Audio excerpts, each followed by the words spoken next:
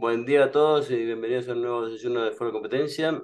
Eh, Hoy tenemos dos invitados y un moderador, con lo cual le paso directamente la palabra a Alejandro para que modere el evento de hoy. Bueno, buenos días a todos los que están. Gracias por acompañarnos el día de hoy. Creo que tenemos sol en Buenos Aires siempre. En Perú raro tenemos sol. Lorena creo que también está con sol allá y en México recién está amaneciendo. Así que gracias por estar el día de hoy. Bueno, eh, para empezar, hoy día tenemos dos invitados de lujo, de Carlos Mena de México y Lorena Pavich de Chile. Vamos a conversar un poco de convergencias y divergencias en los casos de fusiones a nivel de Latinoamérica.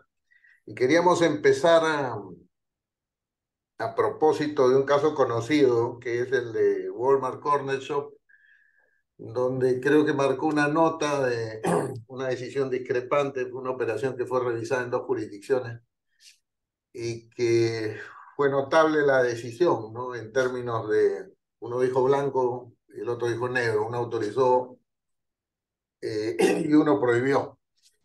Eh, y ahí queríamos empezar con Carlos. Carlos, tú estuviste directamente involucrado en la operación en México.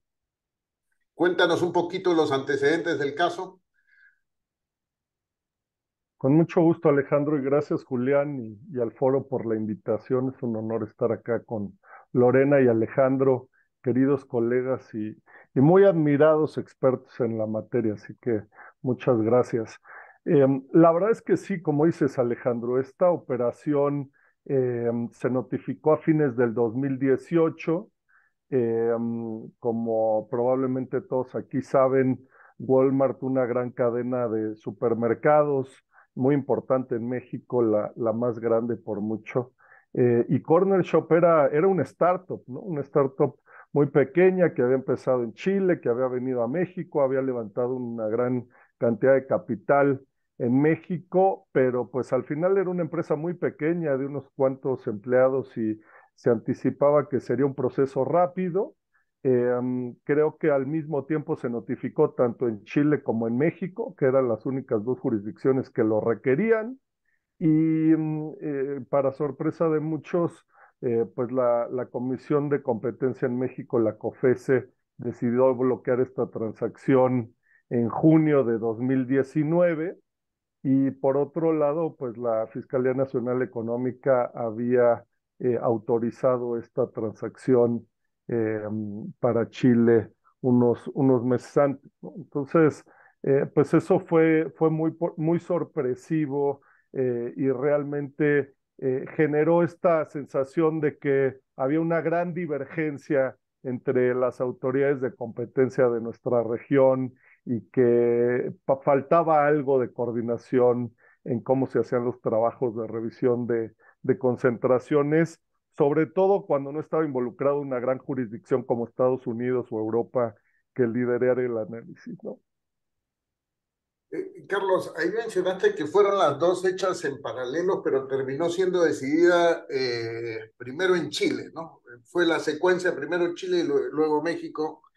Sí, Eh, Ahí, digamos, lo que más terminó asombrando y generó la discusión es esta diferencia en cuanto al tratamiento, ¿no? Chile aprobó casi sin condiciones y México se fue al otro extremo con una prohibición de la operación.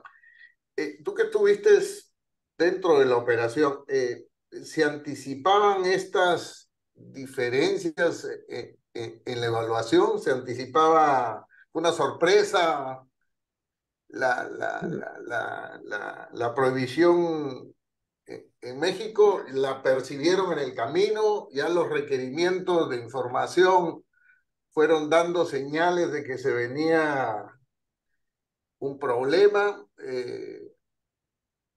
yo creo que fue una sorpresa para todos, Alejandro. Yo creo que nadie anticipaba esto.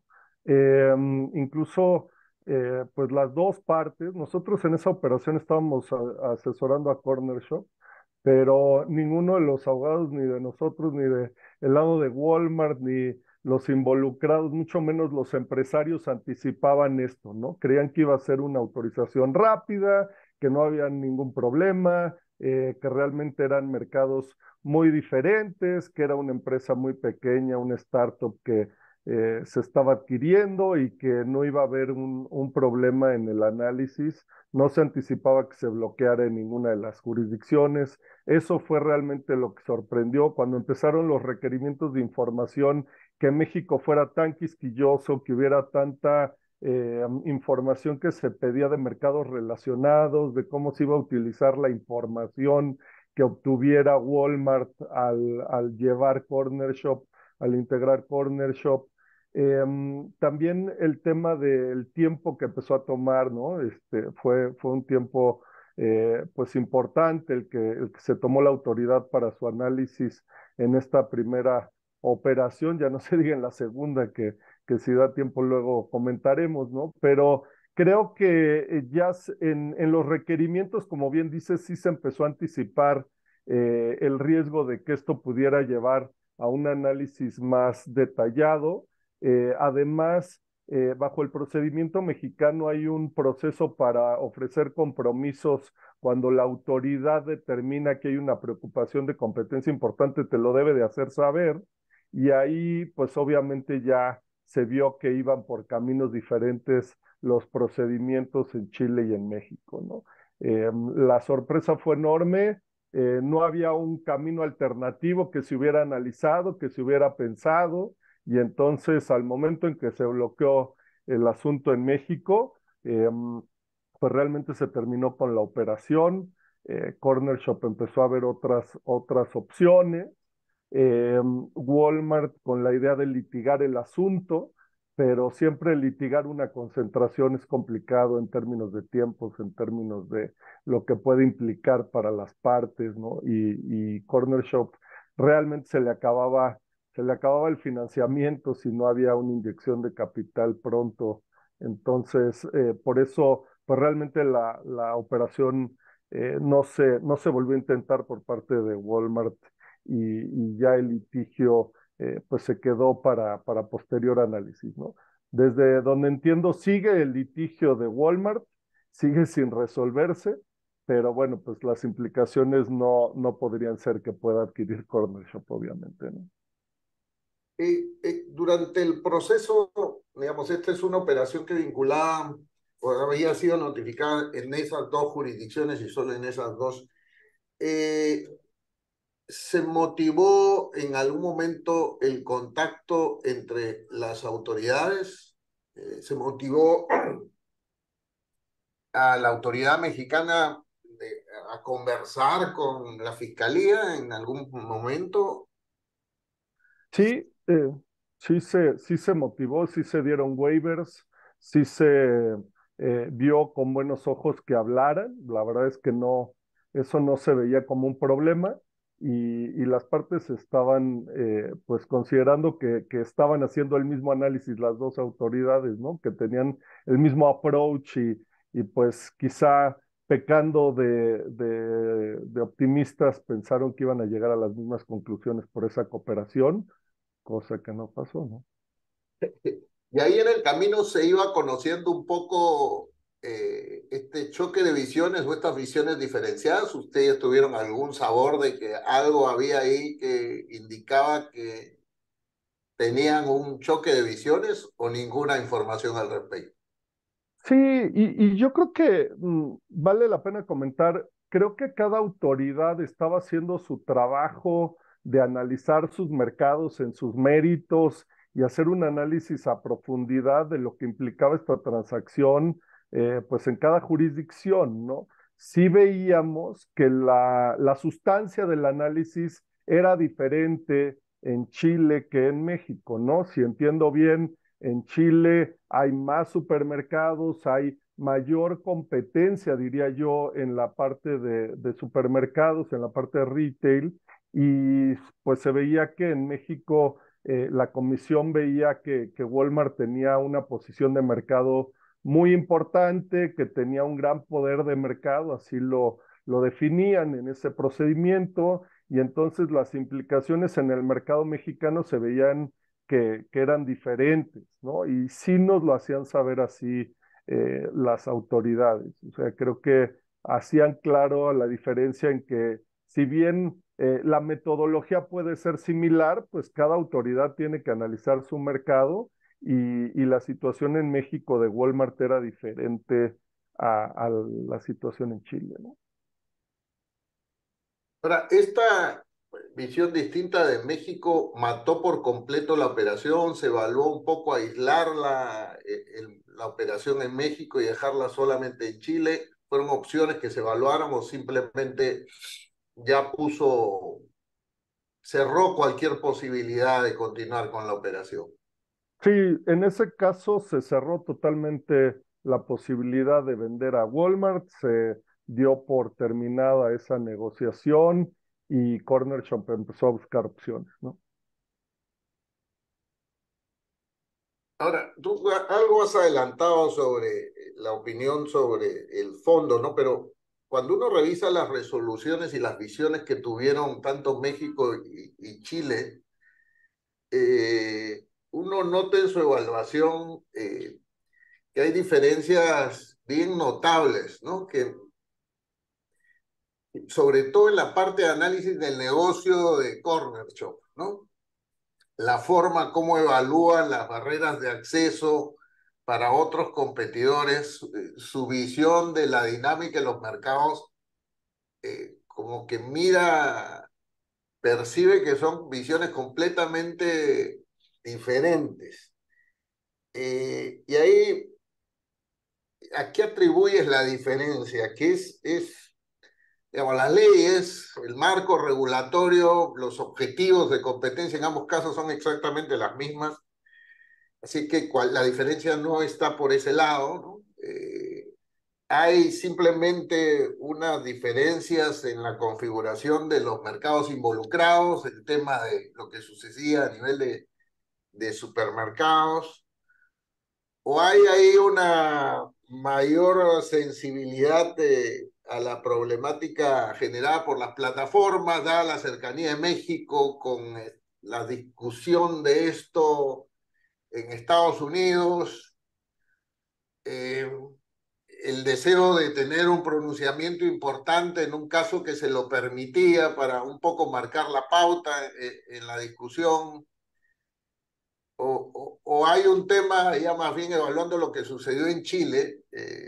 Tú mencionaste Corner Shop, era un emprendimiento chileno de creo de tres ingenieros, casi el negocio que surge en un garaje, con un Chile tratando de motivar mucho el desarrollo de ese tipo de industrias o de negocios.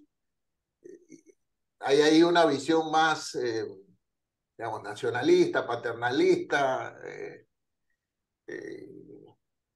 en este pronunciamiento, no lo sé.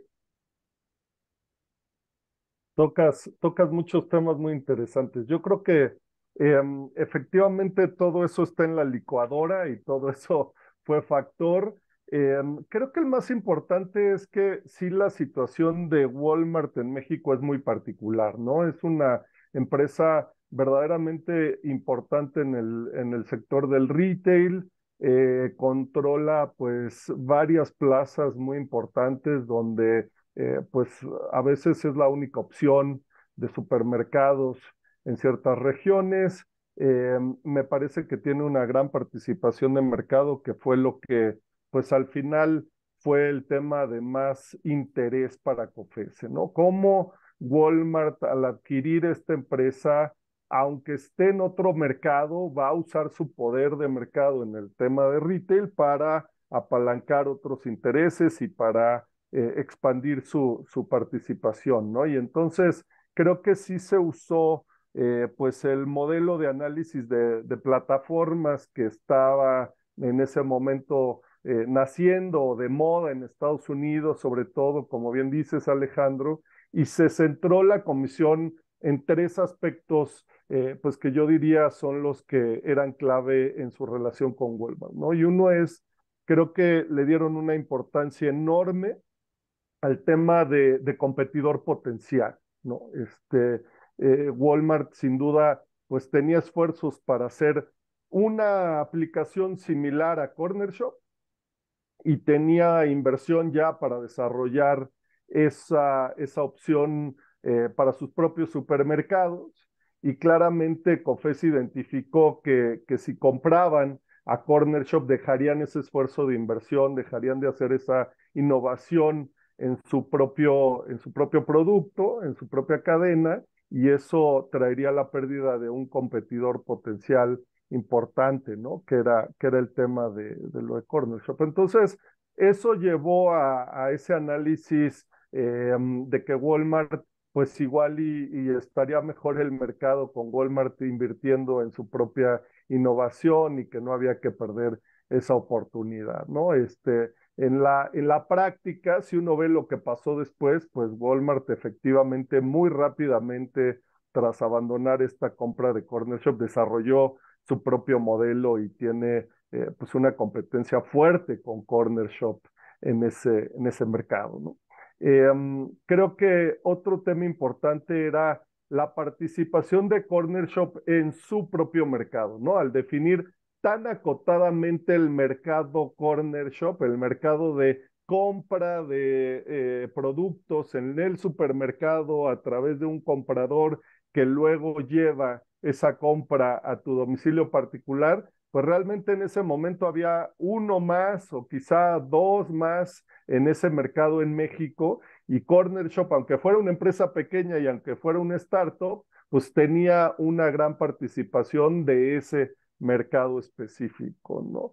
Y el otro tema creo que era muy importante, pues era el tema de la información, ¿no? O sea, toda vez que Walmart iba a tener la información de los otros supermercados en la aplicación de Corner Shop, tendría los precios, tendría las cantidades, tendría toda la forma en la que se estaba dando esta compra electrónica en los otros supermercados, pues Walmart podría tomar decisiones estratégicas muy importantes para evitar ahí la competencia con los supermercados, con los retailers, ¿no? Y entonces ese riesgo que vio la COFESE, pues fue parte de lo que motivó también a este bloqueo. Entonces, regresando a tu pregunta, creo que el tema de nacionalismo no tuvo que ver, pero fuera, porque además en México es curioso, se ve a Corner Shop también como un emprendimiento mexicano, quizá porque hubo un importante desarrollo aquí en México del crecimiento de Corner Shop. Entonces, no creo que ese sea un factor que normalmente juega en el análisis de la COFESE, pero sí la influencia de Estados Unidos, sí el ver una operación interesante para bloquearla, ¿no? Aquí hay varias exautoridades, veo a Felipe, veo a Bárbara, veo a varios que conocen que pues siempre una operación para bloquear o una operación para imponer compromisos es apetitosa para la autoridad y tienen ciertos números en la cabeza de cuántas operaciones necesitan condicionar o bloquear en el año y eso sin duda siempre juega en esto, pero creo que más allá de eso, pues sí fue un análisis quizá en extremo riguroso de las implicaciones de la operación en el mercado mexicano, ¿no? Lo que pasó después, vino después, luego la operación Uber Corner Shop, un poco ratifica tu sensación de dónde estuvo motivado, que no hubo nacionalismo, no habría sido la decisión diferente y si hubiera sido un emprendimiento puramente mexicano. Yo creo que sí, yo creo que confirma que no fue eso. Interesante porque las condiciones cambiaron radicalmente, ¿no? En la operación Uber Corner Shop tuvimos una pandemia de por medio, el delivery a domicilio cambió radicalmente, el mercado de Corner Shop cambió enormemente y aunque hubo un análisis más o menos similar de parte de la autoridad, pues creo que las condiciones externas cambiaron y entonces tuvo que ajustarse a una nueva realidad que ofrece, ¿no? Lorena, ahora vámonos un poco a la visión ya más local de Chile y lo que pasó en Chile. Tú participaste en el proceso como un tercero, ¿no? La participación como un tercero creo que es la más cómoda, ¿no? Es el que tira piedras, la autoridad siempre está abierta a escucharlo porque el tercero suele ser el que le levanta los trapos sucios y le dice dónde mirar, ¿no? Cuéntanos un poquito respecto de ese rol en Chile. ¿Hay espacio para el desarrollo de esa actividad en los procesos en Chile? Sí, Alejandro. Bueno, primero, muchas gracias, Julián, y muchas gracias al foro por la invitación. Em, a ver, partiendo en tema de rol de tercero, yo creo que en Chile el rol de los terceros está bien restringido y eso tiene un contexto histórico y regulatorio, porque en Chile durante todo el periodo en que tuvimos control no obligatorio, sino que voluntario de operaciones de concentración, el rol de los terceros de alguna manera fue muy disruptivo. ¿Ya? Hubo un par de casos relevantes en Chile, entre ellos el caso LAN-CONTAM, en que como no teníamos control obligatorio, las partes decidieron ir voluntariamente a la fiscalía, negociaron mitigaciones, pero antes de que la fiscalía pudiera llegar con su acuerdo al Tribunal de Defensa de la Libre Competencia, eh, un tercero, una asociación de consumidores, presentó una solicitud de revisión de la operación y eso generó en el fondo una revisión muy compleja y muy larga de acuerdo al procedimiento de los no contenciosos en Chile. Entonces, en ese contexto que nosotros, si bien teníamos una experiencia de operaciones de concentración voluntaria en que los terceros habían sido muy disruptivos, la regulación de merger control obligatorio en Chile le da un rol acotado a los terceros. Los terceros pueden aportar antecedentes. En fase 2, obviamente pueden pedir copia y pueden ser muy activos en el aporte de antecedentes, pero lo importante es que no pueden bloquear la operación ni tampoco tienen acciones administrativas o judiciales para oponerse a la decisión que tome la Fiscalía. Son solo las partes las que pueden ir al Tribunal de Defensa de la Libre Competencia, solamente en caso de rechazo. Entonces, es un rol acotado, pero yo creo que es un rol cada vez más importante en las operaciones de concentración. A nosotros nos ha tocado participar como terceros, no en este caso Corner Shop Uber y Corner Shop Walmart, porque fuimos ahí un tercero aportante, pero no un tercero oponiéndose. Pero sí vemos que cada vez más en los casos complejos de fase 2, la Fiscalía escucha al tercero con el filtro de que tiene obviamente intereses comprometidos, pero como dices tú, para ver si hay alguna parte de la operación que ellos no están mirando. Y también nos ha tocado oponer, o sea, participar como tercero oponiéndonos a operaciones que también se coordinan con otras jurisdicciones. Entonces, yo creo que su rol principal es en el market test de las medidas de mitigación. ¿Ya? Yo creo que sí hay un área en desarrollo en Latinoamérica en que terceros que seriamente quieran participar en operaciones buscando mitigaciones que sean correctas para resolver los riesgos de competencia, son escuchados por la autoridad de competencia y además nos tocó en un caso reciente con el CADE que en el contexto de los waivers y las mitigaciones sí son escuchados en el market test. Ahora, para ir al caso Corner Shop Walmart primero, haciendo la prevención que efectivamente nos tocó representar a un tercero, pero uno está muy ciego en las operaciones cuando son operaciones que se aprueban en fase 1. El caso Corner Shop Walmart fue una operación que se aprobó pura y simplemente, sin medida, y en fase 1. Por lo tanto, en un plazo de investigación corto de 30 días.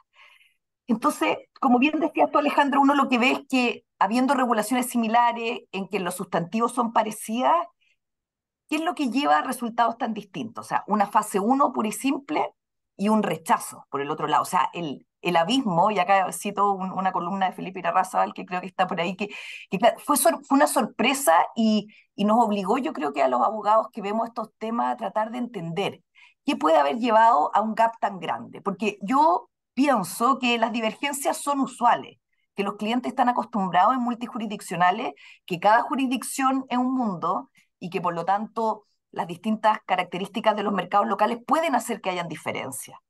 Pueden haber mitigaciones distintas, mitigaciones ajustadas, pero sí es inusual que uno tenga una aprobación en fase 1 pura y simple y un rechazo. Ahí hay un gap muy grande. Y bueno, tratando de mirar en retrovisor, yo trato de ser bien benigna con la mirada en retrovisor, porque siempre es fácil decir qué se habría hecho distinto. Yo creo que hay que mirar algunas cosas para tratar de entender esta diferencia. Primero, yo creo que nosotros, Chile era una jurisdicción nueva en materia de merger control, a diferencia del COFECE, ¿ya? Nosotros llevábamos 1 año y medio revisando operaciones de concentración y teníamos poca experiencia todavía, era una jurisdicción nueva. Este era el primer caso relevante de plataforma en Chile, ¿ya?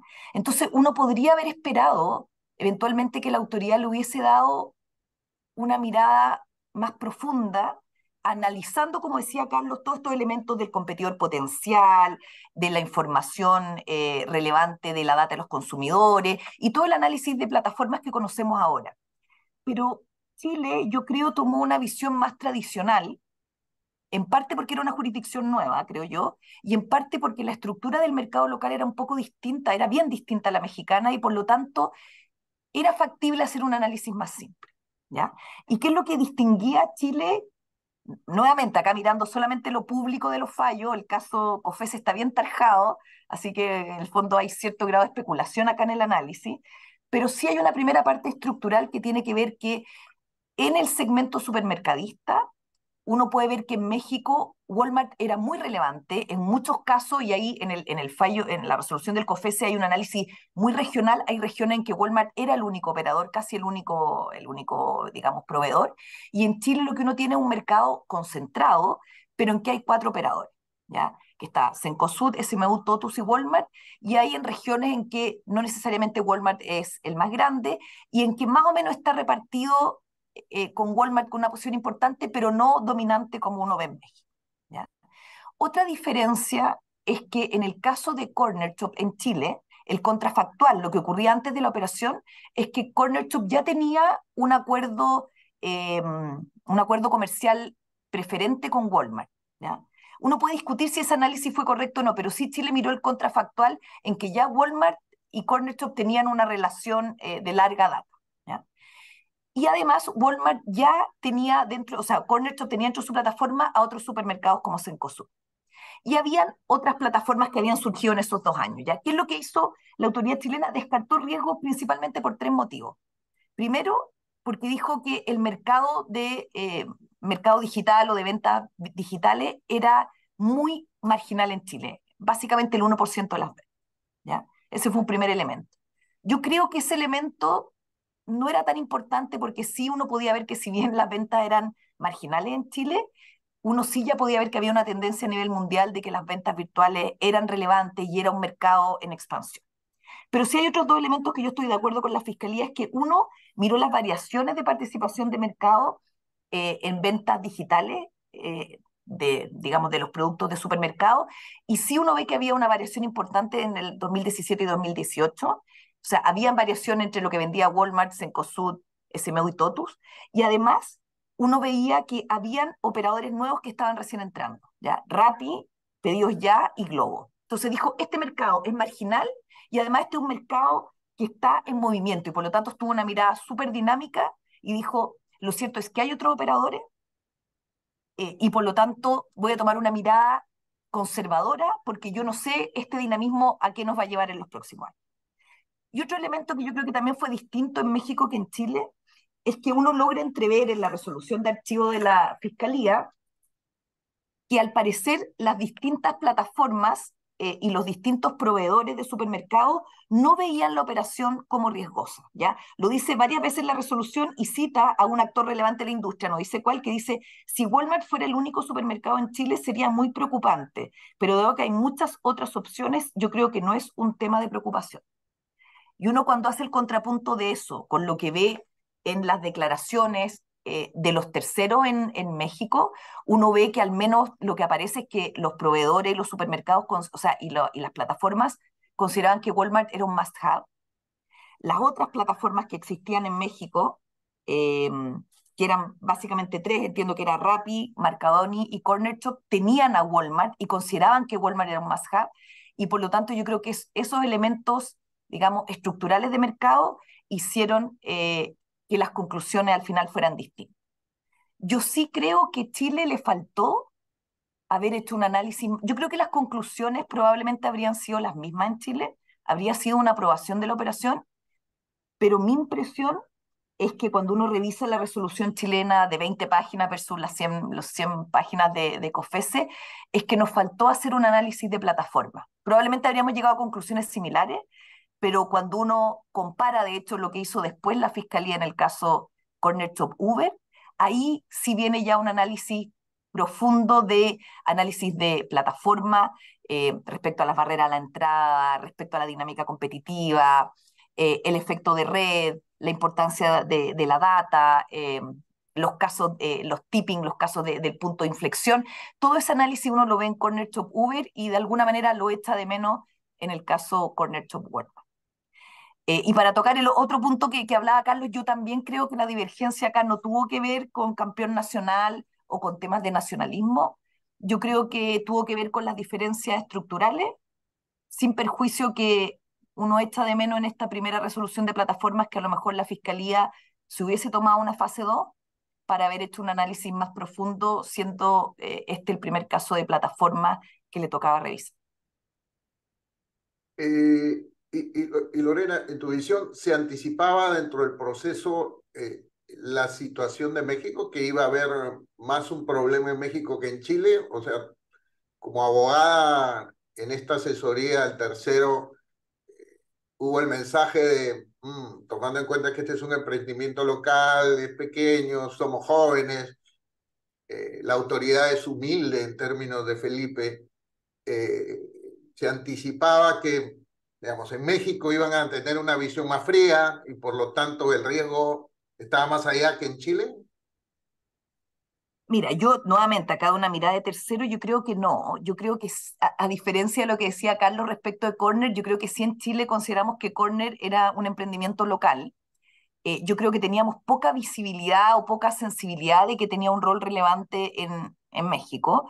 Y sí creo que cuando se aprobó la operación en Chile, en general la visión del mercado es que esto estaba cerrado, bueno, también de las partes, y no se preveía que México iba a dar una sorpresa con un rechazo. A ver, como se produjeron los hechos, Chile salió primero, luego México, ¿no? Si la operación hubiera sido resuelta por los tiempos al revés, si en Chile se hubiera conocido la posición de México, ¿eso habría influido de alguna manera en la decisión de la autoridad chilena?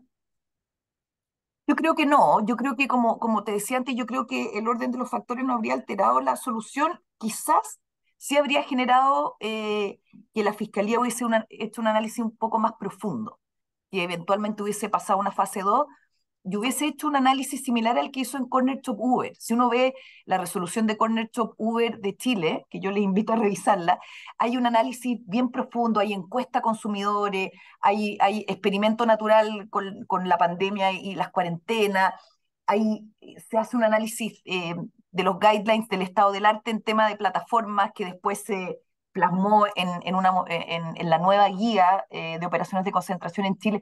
Yo creo que eso podría haberse hecho si es que hubiésemos estado con un México revisándolo, pero creo que el outcome habría sido igual una aprobación.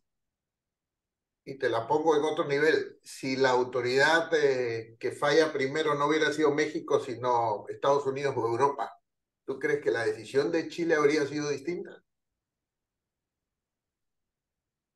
No, yo creo que no. Yo creo que habría sido esto mismo. Lo que sí, o sea, lo que uno ve distinto, o sea, uno ve un aftermath en Corner Shop Walmart y Corner Shop Uber en que el análisis de plataforma de verdad no existió en Corner Shop Walmart. No existió. O sea, yo creo que eso es algo que uno mirado en retrovisor debió haberse incorporado. Pero al final, cuando uno ve la solución final, es que se consideró un mercado dinámico, es que se consideró que iban a haber reacomodos, en que se consideró un poco lo que decía Carlos, que habían otros operadores tanto globales como locales, que iban a ejercer presión competitiva y principalmente que los supermercados iban a invertir en sus propios plataformas online, que es lo que ha pasado en Chile. Como bien decía Carlos, ¿qué pasó en Chile cuando se cayó Corner Shop Walmart?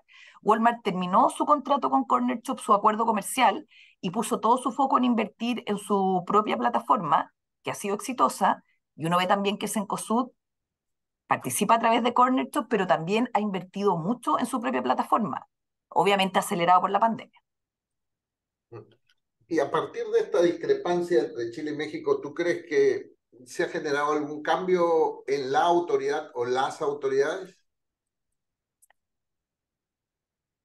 Yo creo que, bueno, volviendo un poco a la misma conclusión, yo creo que el primer, digamos, consecuencia de Corner Shop Walmart es que lo que me ha tocado ver a mí, obviamente también uno acá está ciego, tiene puntos ciegos porque no está en todos los casos, es que la fiscalía, en casos de mercados nuevos, complejos o muy regulados, se ha inclinado a pasar a fase 2 para hacer un análisis más detallado. Es súper difícil estudiar un mercado en fase 1 en 30 días. Entonces, yo lo que sí veo que es un cambio, también puede ser por la madurez de la autoridad, es de que está pasando a fase 2 esos casos para poder hacer un análisis cualitativo, para poder hacer encuestas, para poder hacer GUPI. O sea, se ha dado tiempo de pasar a fase 2 en casos complejos o de mercados nuevos. Y además otro cambio que vemos es que el tema plataforma, la Fiscalía ha dado señales post Corner Shop Walmart de que es un tema prioritario. O sea, por un lado, Corner Shop Uber, que es un fallo súper interesante en tema de plataforma.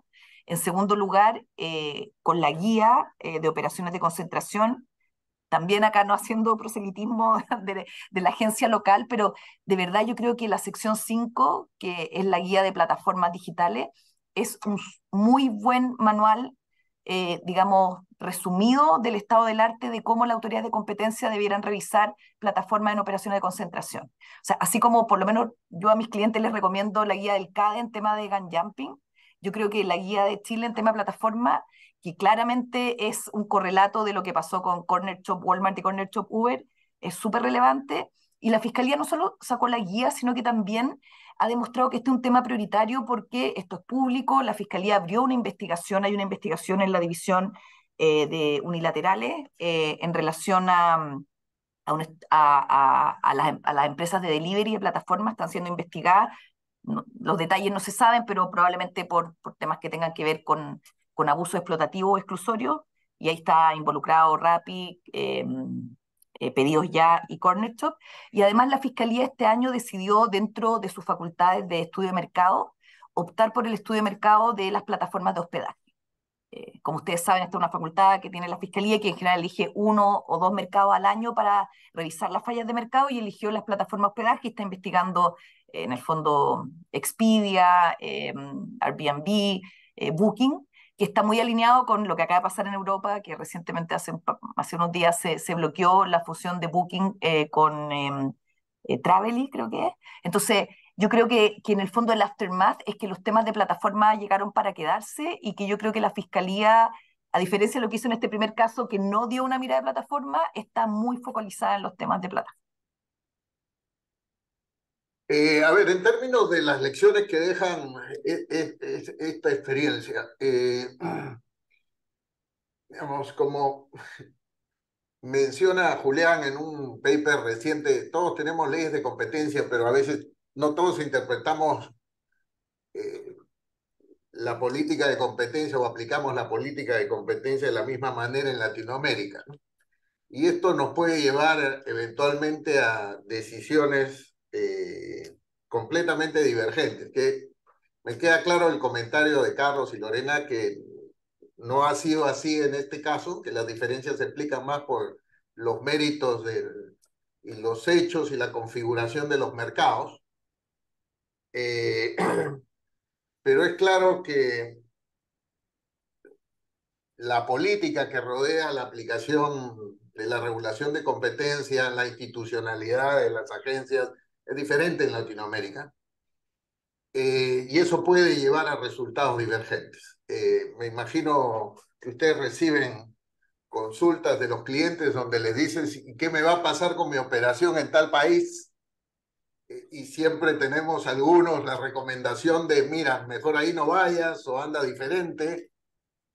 Ahí puede generarte un problema, haz un carve-out de la operación respecto a ese país si puede, etc., etc.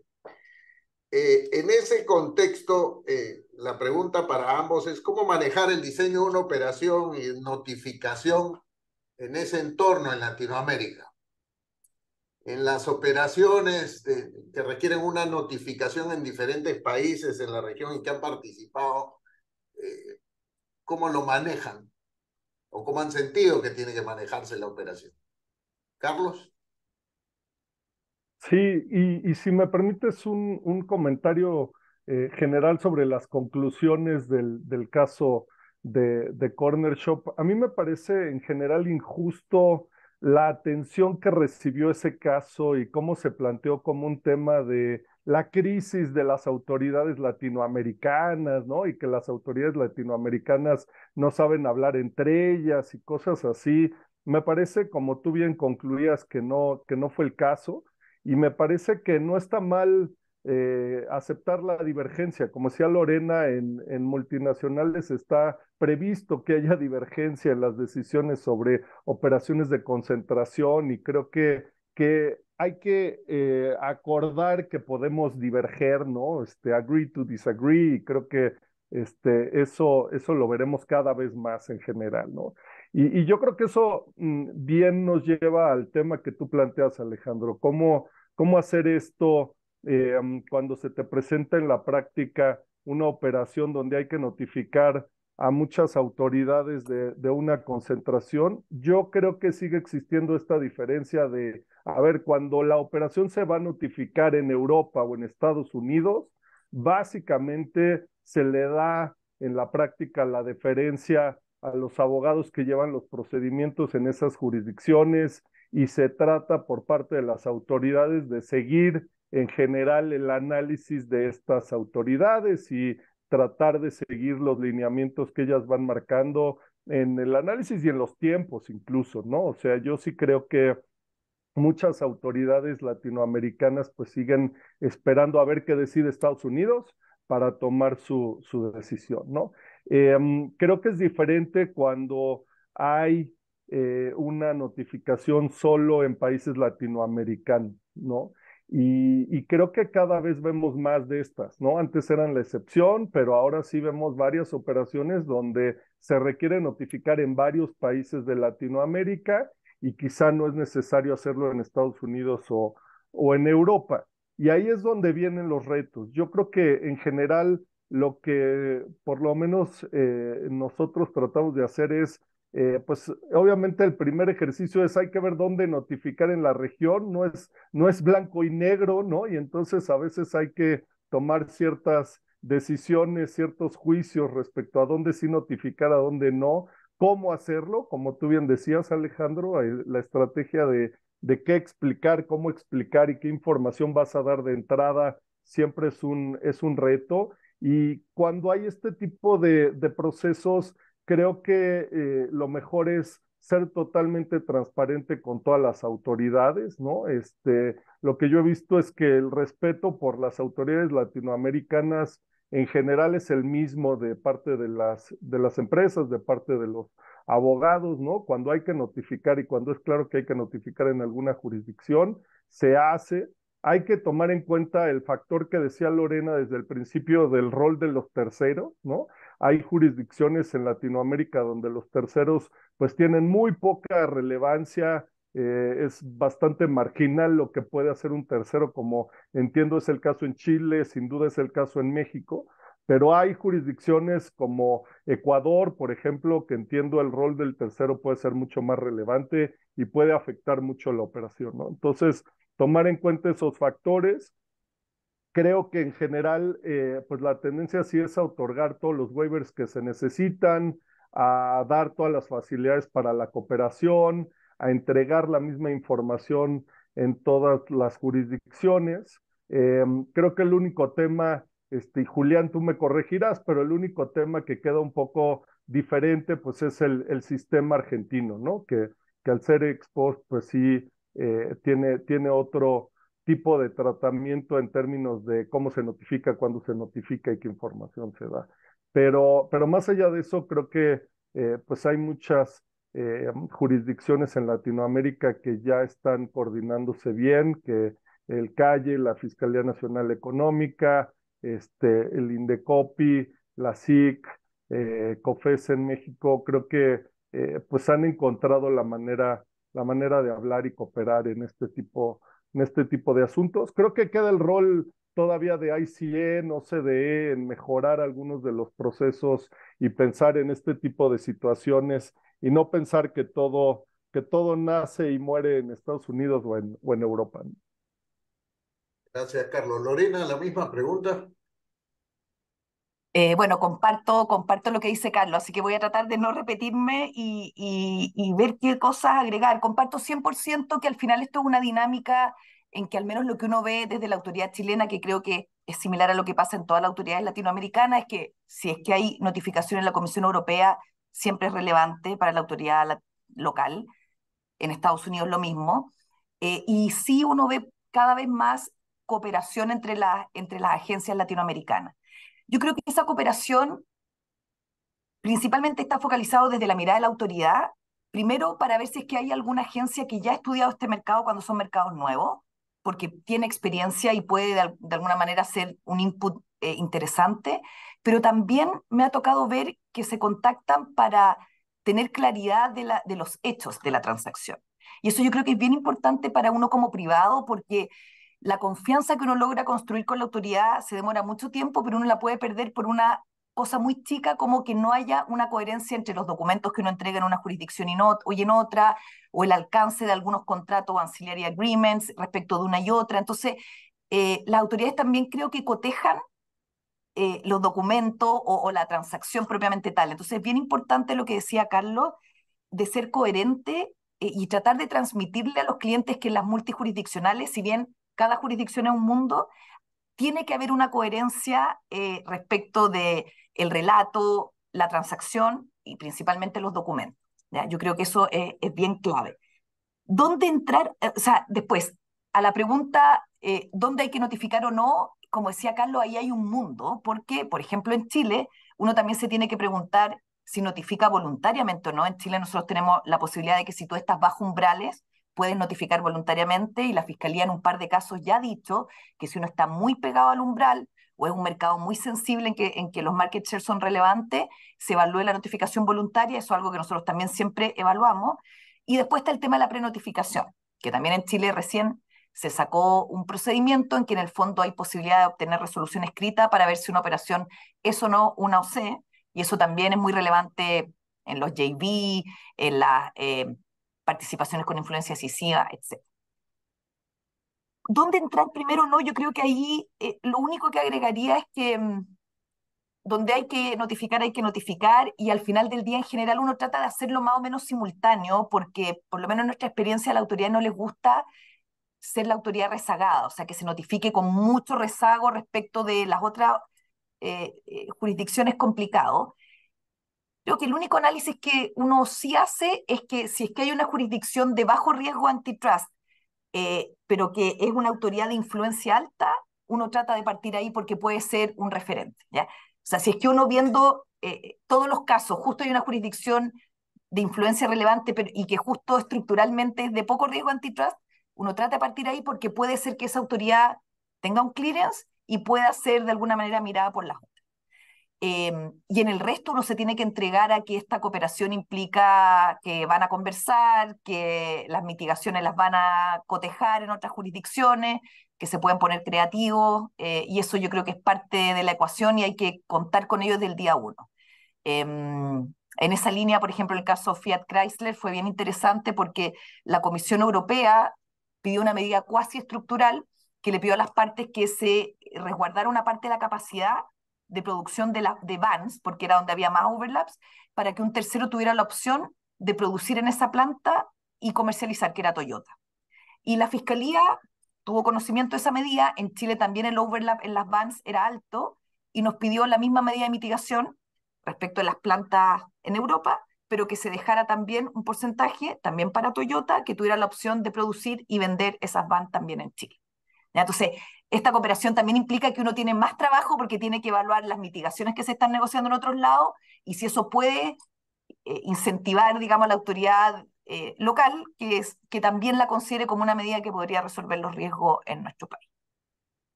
Y por último, para terminar, yo sé que nos queda poco rato, yo creo que hay dos temas, por lo menos que en Chile son importantes, y yo creo que son importantes en general en cualquier operación de concentración multijurisdiccional.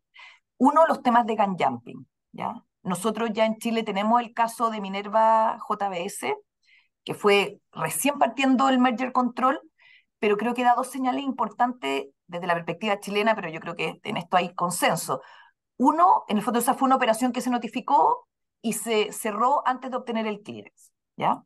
Y la Fiscalía presentó un requerimiento ante la autoridad que finalmente se concilió y pidió una multa de $2 millones y se llegó a una conciliación por una multa más o menos por la mitad. Pero la Fiscalía dijo tres cosas importantes. Uno, que va, o sea, dio una señal clara de que va digamos, a challenge los casos de gun jumping. Dos, que considera que en el fondo para que haya un merger control eficaz se tiene que cumplir con el efecto suspensivo. Y tres, dijo otra cosa, esto no se ha testeado en tribunales, pero dijo también que en Chile los carve-outs no funcionaban.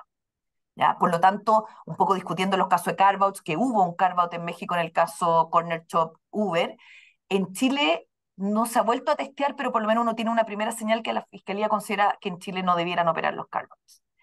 Entonces, en los casos de gun jumping, uno ve en Europa y Estados Unidos que hay investigaciones que ya no van solo a la implementación, o sea, al cierre, sino que la implementación anticipada. Entonces, yo creo que ahí hay una área, digamos, que en Latinoamérica es importante mirar, que es todo lo que tiene que ver con protocolos, eh, digamos, no traspaso de información sensible y evitar cualquier tipo de gestión que implique implementación anticipada. Y lo segundo es la entrega de información incompleta o falsa, que es un requisito en varias jurisdicciones, un requisito también en Chile. Las partes tienen que hacer una declaración de verosimilitud de la notificación y además la ley dice que se tiene que entregar información completa en las notificaciones. Y nuestra Fiscalía ya ha presentado dos casos ante el tribunal, el caso Disney y el caso Oxxo, en que se consideró que la entrega de información incompleta, las partes entregan información respecto de documentos internos y estudios de mercado en que dicen que estos son los documentos, pero en el contexto de la investigación, ya sea por declaraciones de ejecutivos, por terceros, la Fiscalía toma conocimiento que hay más documentos, ha considerado que eso entrega información incompleta o falsa y ha presentado requerimiento en la Fiscalía. Uno conciliado parcialmente, así que todavía no hay fallo, pero es una señal importante y eso yo creo que hay que recalcar que por lo menos en Chile nosotros sí le damos mucha importancia a la revisión interna de los documentos internos del estudio de mercado. Cuando hay notificación en Europa, tratamos de traer el mismo bloque del Form CO a Chile y tratamos de hacer preguntas a distintos contactos dentro de la empresa, porque a veces de verdad es por desorden, para tratar de asegurarnos de entregar toda la información, porque por lo menos en Chile este es un tema bien sensible y con requerimientos importantes. Gracias, Lorena. Ya quedan pocos minutos para preguntas. No sé si es que alguien de quienes nos acompañan quieren hacer preguntas o comentarios. El humilde Felipe levanta las manos. Por favor, Felipe. Alejandro, qué agrado no haber sido sometido a ese interrogatorio tuyo. Me recordó a los fiscales penales, digamos, en jurisdicciones agresivas. Pero bueno, no, los felicito, Carlos, Lorena, súper interesante. Mi pregunta es respecto a dos tendencias que yo veo que se están profundizando afuera y que puede tener un impacto especialmente en Latinoamérica. La primera que ya la comentaron es el tema de la competencia potencial, ¿no? Si, hasta qué punto eso puede de alguna forma ensuciar o contagiar algo este proceso, porque ya este proceso es de adivinación, ¿no? El de control de fusiones, pero si más encima le agregamos el de la competencia potencial, es como triple o cuádruple digamos, invención de cómo es el futuro. Y el segundo es el tema, esto que está tan en boga en Estados Unidos, neobrandesiano, respecto a los objetivos del sistema de control de fusiones específicamente, que no sea solamente una afectación sustancial a la competencia mirándolo como consumer welfare, ¿no? O eficiencia económica, sino que la posibilidad de ampliar eso a cuestiones como de empleo, que eso es bien usual en las discusiones de operaciones de concentración, ¿no? Temas de distribución, temas de procesos competitivos, temas del porte, ¿no? El porte como algo indeseable en sí, y ahí tú puedes terminar rebotando en procesos democráticos, contrapesos sociales, etcétera, digamos. Entonces, las dos preguntas es, um, si lo ven ustedes riesgoso a futuro, como una tendencia que puede ser recogida en Latinoamérica, esta cuestión de la competencia potencial elevado, multiplicado en su importancia, y el tema de los objetivos del control de fusiones. Y si es así, bueno, ¿qué barandas consideran que habría que ir a buscar, digamos, o qué cortapisas o qué fusible habría que encontrar dentro del sistema? Adelante si quieres, Lorena. Difíciles las preguntas, Felipe, porque, a ver, a tu primera pregunta, yo creo que el tema de competencia potencial como que llegó para quedarse y es muy, o sea, yo comparto que es muy infusa y muy difícil de ponerle coto, pero sí nosotros nos damos cuenta eh, que no solamente en tema de plataformas, sino que en general es una discusión el tema de los reacomodos, el tema de la visión más dinámica y menos estática, de alguna manera no sé, en Bimbo CSU, por ejemplo, también parte de la discusión fue esta mirada como dinámica, pero que uno dice, bueno, es bueno no ver algo estático, pero lo dinámico también te lleva a que, bueno, los escenarios son múltiples. Yo veo en Chile que es un tema que está en los análisis de fusión en todos los mercados y cómo acotarlo, no tengo la respuesta. Pero sí lo considero que por un lado tiene una parte positiva, porque hay mercados que están transicionando. O sea, no sé, por ejemplo, database con cloud, plataformas, uno dice, bueno, está bien mirarlos como con los competidores potenciales porque están con mucho movimiento. Hay otros que uno piensa que son menos dinámicos y por lo tanto la idea de competencia potencial uno la debería mirar más restringida. Pero a nosotros nos pasa que sí, ya lo incluimos, cosa que no incluíamos antes, en nuestro análisis. Los reacomodos, y ahora abre una discusión, yo estoy de acuerdo y no tengo la respuesta de cómo uno lo pudiese acotar. Respecto a los objetivos del control de fusiones, a mí me llama la atención que los clientes nos preguntan mucho más ahora por estos objetivos, digamos, externos. Derechamente, las opiniones legales nos preguntan, ¿la autoridad se va a preocupar de la nacionalidad del inversionista?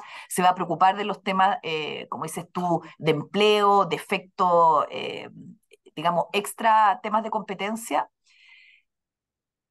Y yo personalmente, esto es súper opinable, he mantenido la posición de que en Chile al menos lo que uno ve es que el análisis es técnico, ya nos tocó verlo en el caso SQM con Tianqi, en que la Fiscalía fijó por lo menos su posición recientemente sobre este punto.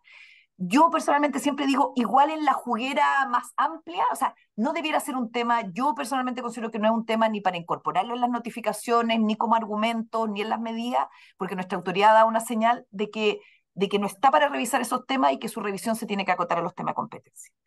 Dicho eso, igual digo, bueno, en la juguera mayor, así como más intangible, que no está en los papeles, obviamente consideremos esos elementos para eventualmente un test más ácido de competencia, para eventualmente que nos revisen como con más escrutinio, pero no para que esté en el racional.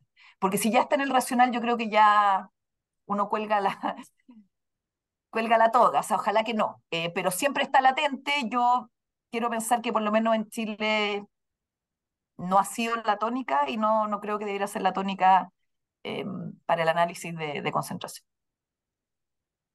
Sí, yo también creo que el análisis de competidor potencial llegó para quedarse y es un tema de encontrar el límite al estiramiento de la teoría, ¿no? Porque pues da para el infinito, ¿no? O sea, cualquiera somos competidores potenciales en el extremo de todo, ¿no? Entonces, creo que en el caso justo de Uber Corner Shop, pues se midió un poco eso. Creo que el límite estuvo bien considerado por COFESE, sobre todo en el tema de los documentos internos que la empresa, que Uber tenía para desarrollar un sistema de delivery y realmente vio que aunque alguna vez alguien lo hubiera considerado en alguna reunión de estrategia, eso no es ser competidor potencial, ¿no? Y no es tan fácil convertir a tus choferes de automóviles a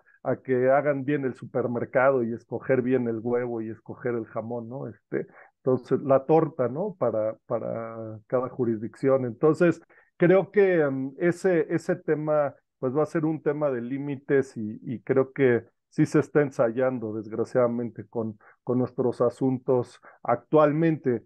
Respecto a si en la búsqueda de estos otros objetivos o el hipster antitrust está en México, creo que no, o sea, similar a lo que decía Lorena, está bastante acotado el tema en nuestra jurisdicción y las dos autoridades de competencia en México, pues lo han tenido con un grano de sal, no ha habido una contaminación realmente del análisis de competencia que hacen las autoridades hasta ahora y creo que así va a seguir por lo pronto, ¿no? Eh, hasta ahora, yo me quedo con Hasta ahora. hasta ahora. Javier Tapia ha levantado la mano, quiere hacer una pregunta. Quiero, bueno, primero sumarme a las felicitaciones. Está súper entretenido e interesante la discusión. Quiero solo poner un temita más sobre la competencia potencial. Nosotros tenemos un buen ejemplo en Chile. ¿Ah? Yo cuando estuve en el tribunal nos tocó participar en esto, pero el año 2018 que hubo una fusión entre dos partes, Nutrabien e Ideal, había un tercero que dijo que iba a entrar y todavía estamos esperando la entrada de ellos. El voto de mayoría se basó en la entrada potencial de ese competidor y aquí estamos todavía esperando que entre. Hay un incentivo muy grande en la competencia potencial a decir que va a entrar. Pues, si estoy eliminando competencia, aceptando fusiones, digamos. En vez de quedar más en el mercado, quedan menos. Entonces, efectivamente, el tema de la competencia potencial yo creo que es algo que tenemos que empezar a ponerle bastante más ojo en este tipo de análisis, porque al final los incentivos, como digo, son bien grandes a decir que efectivamente hay mucha gente que va a entrar. Yo tengo la tecnología, yo estoy cerca, yo estoy dispuesto a entrar y la confianza que uno pueda poner en eso como autoridad muchas veces es muy equívoca y produce resultados equívocos, creo yo, y esto lo demuestra que llevamos 5 años aquí en Chile, en ese caso, por ejemplo, y por eso lo quiero poner, porque es un ejemplo que a mí me parece bien concreto, digamos. Llevamos al menos 5 años esperando que entre este competidor potencial. Solo eso era un comentario al margen, pero creo que ahí va una clave súper importante de todos estos análisis de fusiones, la competencia potencial. El tema que De puso Felipe, yo acuerdo. creo que es el gran Eso, tema en esto. eso quiere decir, Javier, que en el caso Corner Shop Chile debió prohibir, ¿no? Que se No basó en el necesariamente, ahí yo creo que hay potencial. varias otras cosas que jugar al respecto, digamos. Yo creo que el análisis Falla, es bien fino, falla peligroso, ¿ah? Peligroso falla.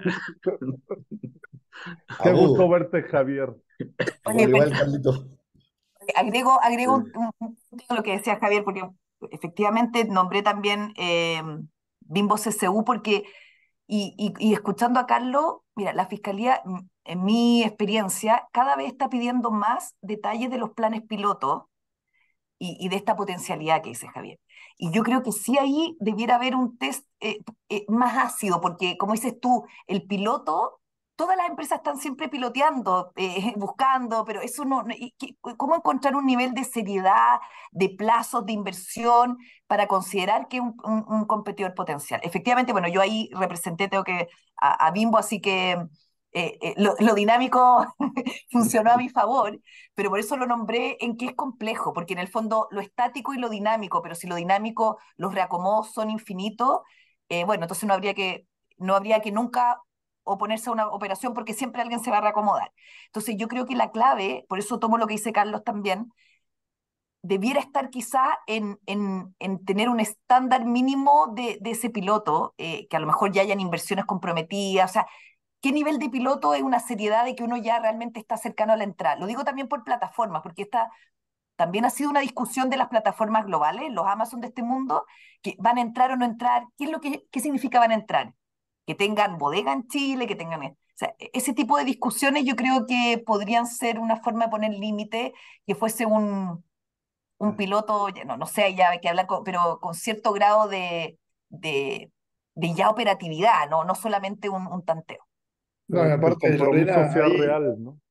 sí, Lorena, ahí te agrego en ese sentido, creo que tenemos experiencia todos de proyectos, especialmente en plataformas digitales, que iniciadas por empresas, digamos, con todo el poder económico, financiero, tecnológico, y que han quedado en la nada, digamos. O sea, son más los proyectos que han quedado en la nada que los que han prosperado, justamente porque todo esta, digamos, este aluvión de inversión tecnológica o de innovación tecnológica, nadie tiene muy claro dónde lleva.